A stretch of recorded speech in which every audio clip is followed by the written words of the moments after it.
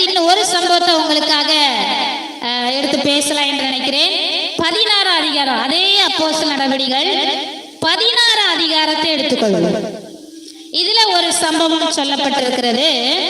16 அதிகாரத்துல 16ஆம் வசனத்துல இருந்து 18ஆம் வசனம் வரை. நாங்கள் ஜெபம் பண்ணிக்கிற இடத்துக்கு போகையில் குறி சொல்ல ஏவுகிற ஆவியை கொண்டிருந்த, குறி சொல்லுகிறதினால் தன் எஜமான்களுக்கு மிகுந்த ஆதாயத்தை உண்டாக்கின ஒரு பெண் எங்களுக்கு எதிர்பட்டாள். அவள் பவுலையும் எங்களையும் பின்தொடர்ந்து வந்து, இந்த மனுஷர் உன்னதமான தேவனுடைய ஊழியக்காரர், ரட்சிப்பின் வழியை நமக்கு அறிவிக்கிறவர்கள் என்று சத்தமிட்டாள். இப்படி அநேக நாள் செய்து கொண்டு வந்தால் பவுல் சினம் கொண்டு திரும்பி பார்த்து, நீ இவளை விட்டு புறப்படும்படி இயேசு கிறிஸ்துவின் நாமத்தினாலே உனக்கு கட்டளையிடுகிறேன் என்று அந்த ஆவியுடனே சொன்னான். அந்நேரமே அது அவளை விட்டு புறப்பட்டு போயிற்று. ஆமென், அல்லேலூயா.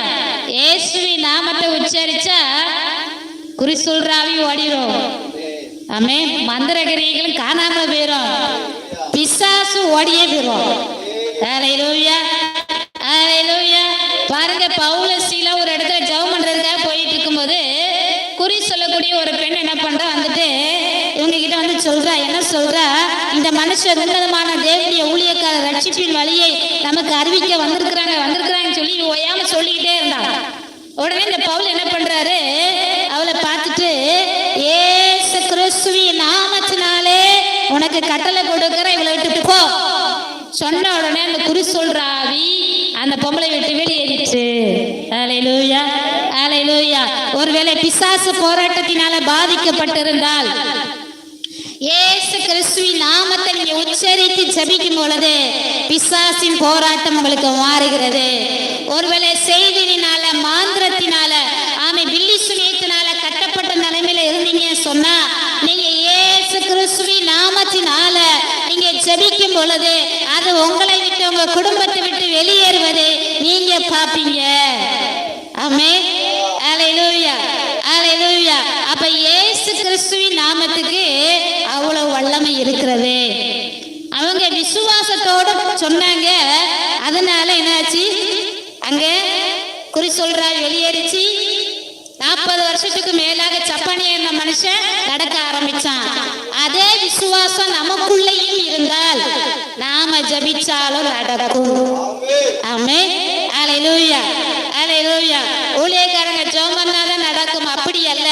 யாரெல்லாம் இயேசுவின் நாமத்தை விசுவாசிக்கிறார்களோ, இயேசு மேல நம்பிக்கை வைக்கிறாங்களோ, இயேசுவின் நாமத்துக்கு வல்லமை இருக்கிறது என்று யாரெல்லாம் நம்புகிறார்களோ அவர்கள் ஜெபிக்கும் பொழுது அற்புதம் நடக்கும். அவர்கள் கட்டளை கொடுக்கும் போது அங்க அற்புதம் நடக்கும். அவர்கள் கட்ட அவிழ்க்கும் பொழுது அங்கே ஆசீர்வாதங்கள் கடந்து வருவதை நிச்சயமாக பார்க்க முடியும். உங்க வாழ்க்கை உங்க கையில் இருக்கிறது. ஆமென், அல்லேலூயா. உங்க வாழ்க்கையை நீங்க மாற்ற முடியும். உங்க சூழ்நிலையை நீங்க மாற்ற முடியும். உங்க வியாதியை நீங்க மாற்ற முடியும். உங்க தரித்திரத்தை நீங்க மாற்ற முடியும். உங்க கடன் பிரச்சனையை நீங்க மாற்ற முடியும். உங்க வாழ்க்கையில் இருக்கிற பிரச்சனையை நீங்க மாற்ற முடியும். எப்படி?